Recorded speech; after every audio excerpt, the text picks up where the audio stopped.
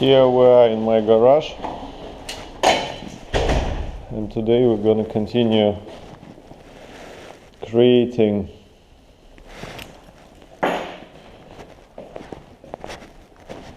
jet ski trolley.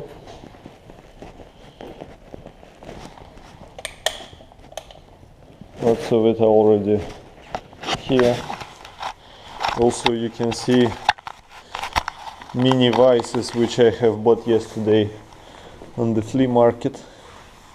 The price for them was just €38, and I think it's okay. It's a good price for such a huge piece of